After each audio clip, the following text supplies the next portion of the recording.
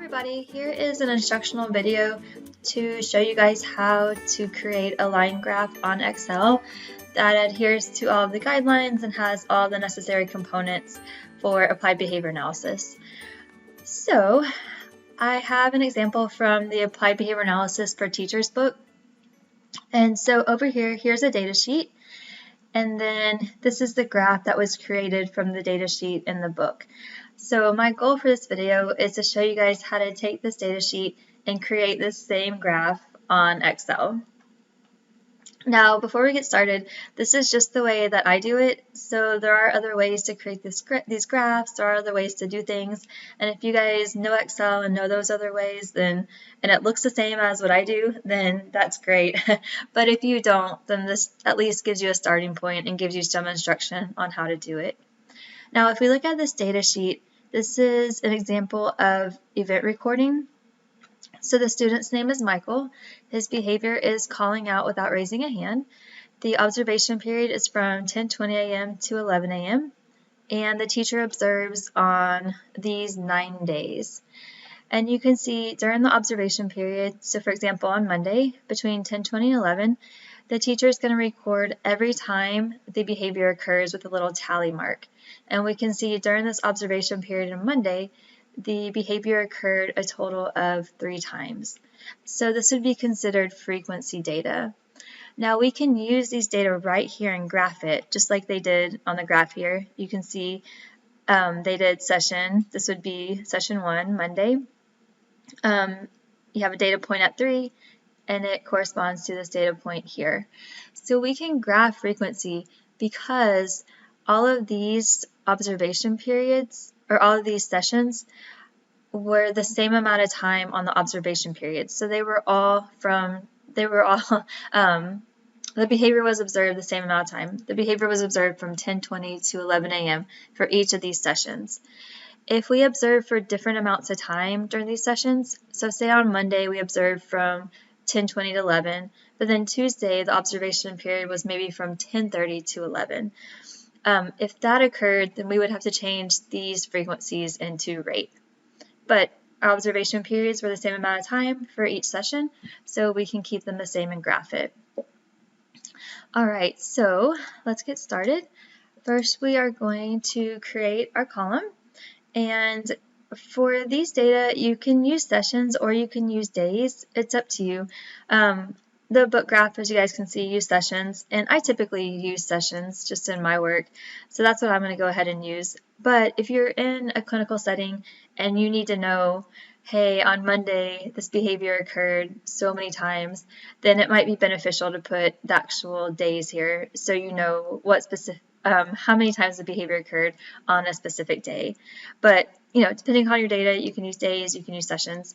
I'm going to use sessions because I'm going to recreate this graph for you guys. So we'll put sessions right here. And then just for the purposes of this graph, I'm going to assume that these data are baseline data. And so when we talk about baseline data, we're talking about how many times does the behavior occur under natural contingencies. So just in the learner's everyday environment without any type of intervention, how many times is the behavior occurring? So I'm going to go ahead and put this as the baseline phase, and let's go ahead and enter our data. So for session 1, the total amount of occurrences was 3. For session 2, it was 1. For session 3, it was 7. For session 4, it was 3. For session 5, it was, let me check back here, 2. For session 6, it was 5. For session 7, it was 4. For session 8, it was 4. Oh, wait, I got off somewhere. No. And session 9, it was 7. So these data right here correspond to these frequencies. Now, I want to teach you guys how to graph baseline and treatment data. So we're going to go ahead and just make up some treatment data. So our graph is actually going to extend a little bit further than this graph because I want to show you guys how to put phase lines in and things like that. So we are going to create a third column for our treatment data. And I'm going to abbreviate it TX. That's a typical kind of abbreviation for treatment. So we're just going to put about 5 more sessions in here. We'll get up to 15. And we're going to enter our treatment data in the next column under the treatment column. So let's say this is calling out without raising our hand. We're trying to decrease that. So let's say our intervention is effective. And so we're going to do maybe 2 instances here, 1 here, 0 here, 0 here, 1 here, and 0 here. Okay, so what we're going to do to create our graph, and before we start, I like to clean things up a little bit on my Excel spreadsheet. So I will highlight our 3 columns here and all the rows that we need, and I'm going to go up here and click on the borders and put an outline on all of these cells. And then I'm going to go up to View and unclick Grid Lines. This helps me because whenever I make my chart, I don't like seeing all those grid lines underneath it. It's hard for me to tell what I put in the graph and what needs to be cleaned up from the graph. So if I have a clear background, I can clearly see what I need to put on, what I need to change on the graph to make it compliant with everything that we need to do with ABA. And so this is just my personal preference. I like to work without all those cells in the background when I'm starting out. Okay, so to create our graph, I'm going to highlight all of the data. You just want the data highlighted, so don't highlight the sessions, don't highlight what we labeled these columns up here, just your data. And you're going to go up to Insert, and mine is up here. I click on the graph, and I want the line graph with the data points on it. So it's up top, just like that, and there we go. Now we have the basis for our graph. And you guys will see that these data right here, what we call our baseline data, match the data from the book. So now we need to format the graph. If you guys remember, there should not be a line around the graph. So we're going to click on the chart area, and I usually right click, and then you can either format chart area, or mine has these little shortcuts right here. So I'm going to go ahead and do outline, and just click no outline. And then whenever I unclick from the graph, you can see that line went away. The next thing is I don't typically put a title on my graphs. If you guys have lots of different graphs and different behaviors, you might want to put a title on it just for you so you can easily tell what graph goes with which behavior. But for our purposes for this graph, I'm going to just go ahead and I delete it on my keyboard and it takes the title away. You also don't need a legend, so we're going to take that away. And then the last thing that we're going to delete is you don't want these horizontal grid lines going across. So the easiest way I know to do to get rid of these is put your cursor over one of them and click on it, and it should select them. You guys will see little circles on each end. And then on your keyboard, just click delete, and it'll take them away.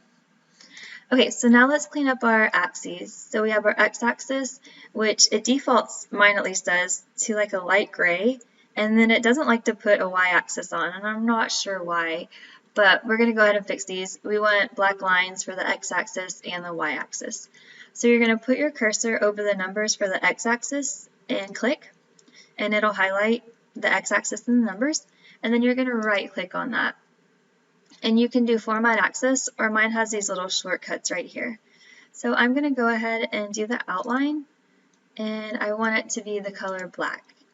And unclick it, and then I have a nice clear black x-axis.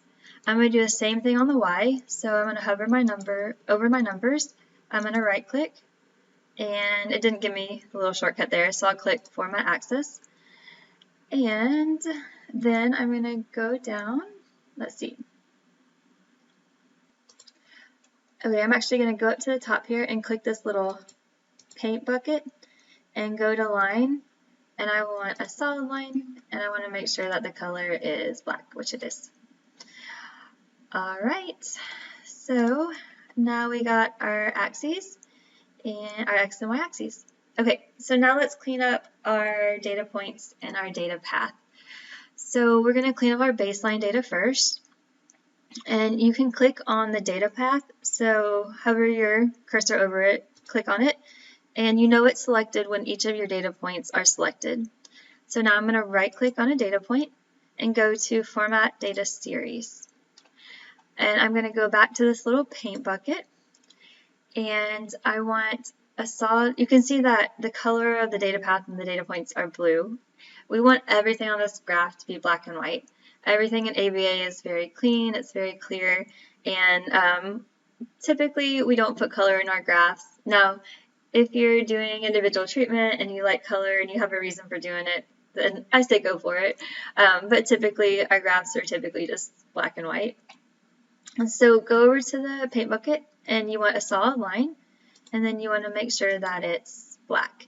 And my personal preference, I like my line to be a little skinnier on my data point because I really want to see my actual data points. And I feel like when the line is thicker, it kind of overshadows the data point. So let me show you guys. And I know the data points are in blue right now, but the line is so big that it's kind of hard to tell that there's a data point there. So whenever I'm formatting my data series, I change my width to 0.75. So I like a really thin line because I really want to see those data points show up. Now I'm going to go over here to marker, and this is when I'm going to fix my data points. So on my marker, and I'm going to leave, it defaults to the circle, which I actually really like, but if you did want to change the marker, you could do built-in right here, and you can switch it right here. If you have multiple data points, so if you're graphing maybe 2 or 3 different behaviors on the same graph, then you want to use a different marker for each behavior. But we just have one behavior, and I'm going to stick with the circles.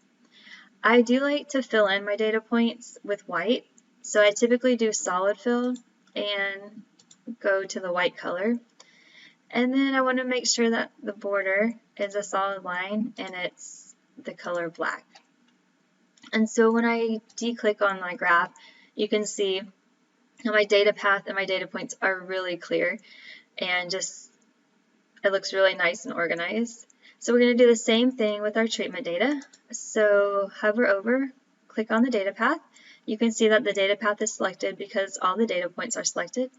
I'm going to right click and do Format Data Series. I'm going to come over here to the right and click on the paint bucket. I'm going to fix my line first. So I want a solid line. And for some reason, when I click solid line, it will go to black, but I always do it just to make sure. And then I want to fix my width.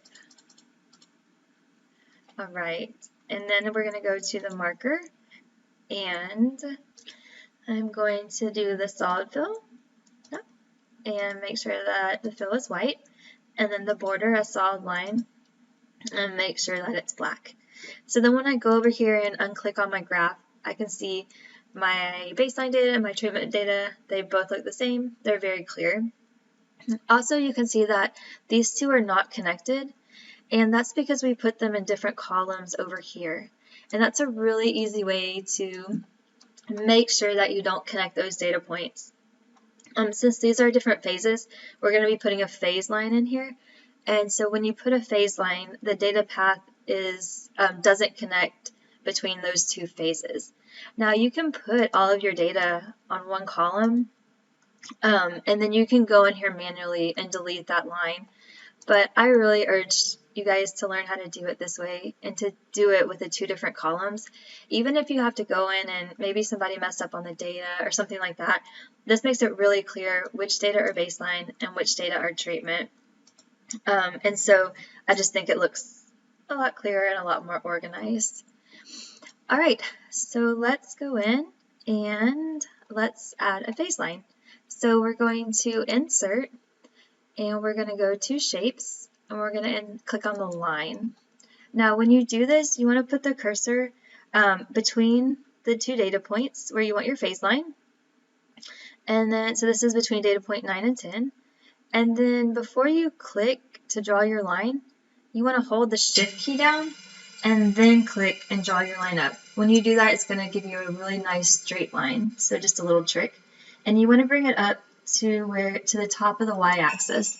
So imagine a line going across here. These two should be as even as possible. And it's going to default to blue. I honestly don't know why, but you have to just go over here and click on the black color, or you can go to shape outline and click black as well. All right, now comment on the phase line. Some people like their phase lines to be dotted, and some people make them solid. I usually make mine solid when I have two distinct phases.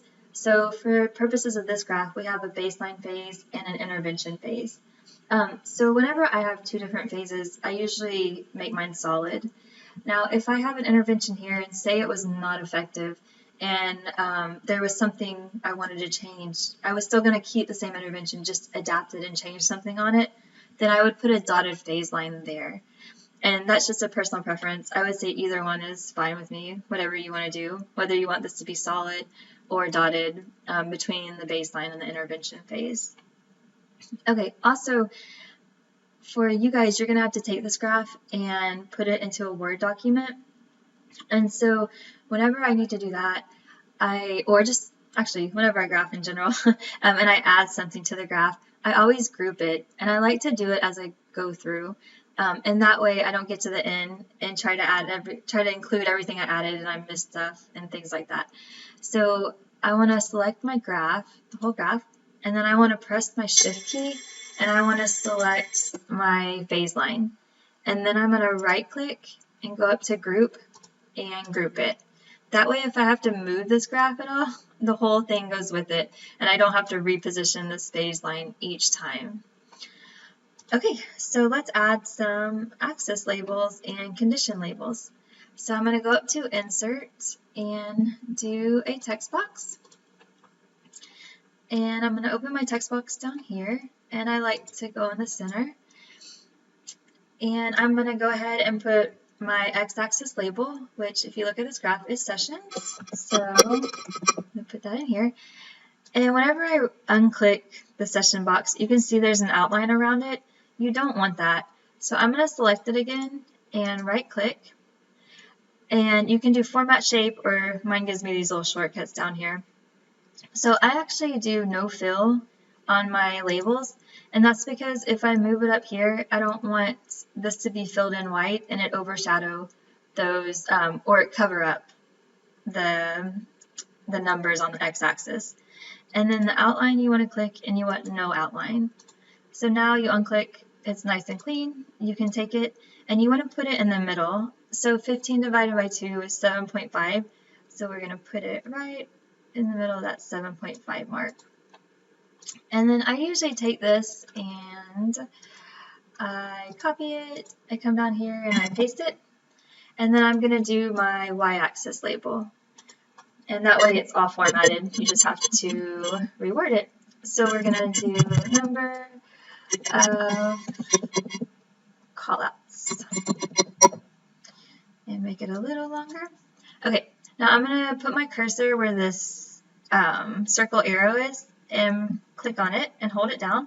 And then I'm going to hold my shift key and I'm going to move my cursor to the left, and it's going to flip it or turn it. And that way I can take it, and the y-axis goes up to 8, so we want to put it in the middle of 4. There we go. All right, let's go ahead and add those to our group. So click on your graph, hold the shift key down, click on sessions, number of callouts, right click, and then group it all together. So now our labels are going to go with us if we have to move the graph at all. All right, then let's do our condition labels. So I take my session text box again, I copy it, and then I paste it down here. And this time I'm going to do a baseline. And then I'm going to take this and bring it up here. And I want it in the middle of the phase. And I want it to be the same as at the top of my y-axis and my phase line. So if I drew a line right here, I would want this condition label to be right ahead, or right above it. And then I'm going to take this and copy it, come down here and paste it again. Oh, sorry guys, paste it. And then I'm going to put my treatment, I'm just going to say intervention. Kind of like that word better. So I'm going to take this and put it in the middle of my intervention data, make it as level as possible with the baseline, and we're all good. So now let's add these two condition labels to our graph. So select the graph, press your shift key down, select intervention, baseline, You're going to right click and you're going to group it. Alright guys, almost done. The last thing we have to do is put our little participant name. So I go up to insert and I'm going to do another text box. I'm going to go ahead and close this out. And I'm going to a text box. And like I said, I like to center it. And our student's name is Michael, so I'm going to put Michael in here. And with the name, you actually do want it to have a square around it, but it defaults, like mine does, to dark gray. So I have to click on it, right click, and I have to fix the outline to the color black. And then you want to fit it to where it fits nicely without going to a second line. And then you take this and you're going to put it right over here at the end of the x-axis. Now if your data points are up here a little bit and you can fit it right here, then that's really where you want to put it. But my data points are right there, so I'm just going to put it over here to the side, right above the x-axis. And then we're going to select our graph again, hold down the shift key, select Michael, right click, and group everything together. That way, if we move our graph at all, everything goes along with it and we don't have to reposition anything. So that's our graph. You guys can look at the baseline data here. It looks the same here. It's nice and clean, no grid lines. Colors are all black and white. Our data paths look great. Our data points you can see them very clearly. The graph looks amazing. So now let's transfer it to a Word file, which is what you guys are going to have to do for your project. So open up Microsoft Word, and okay, over here.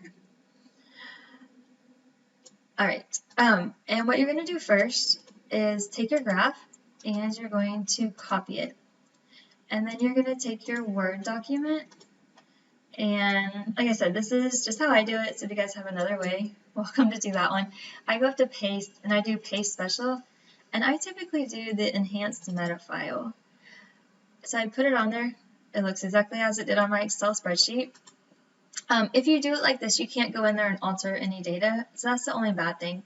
You can copy and just go ahead and paste it, and I think if you do that, you can actually edit a little bit of it. But I like to edit everything on Excel and then paste it in here as more of a picture. That's just my preference. And so then I'm going to go to picture format, and I want to go to wrap text, and I'm going to put it in front of the text. And that way I can move it around. Whatever text you write on the page, you can move it around and make it smaller, whatever you want to do to fit your project. So, all right guys, that's basically how you create a line graph on Excel, how you format it so that you make sure you hit all the guidelines and you have all the components for your graph with regards to applied behavior analysis. If you guys have any questions as you're going through this, as you're going through Excel, anything like that, then please email me. Alright guys, thank you guys so much for listening.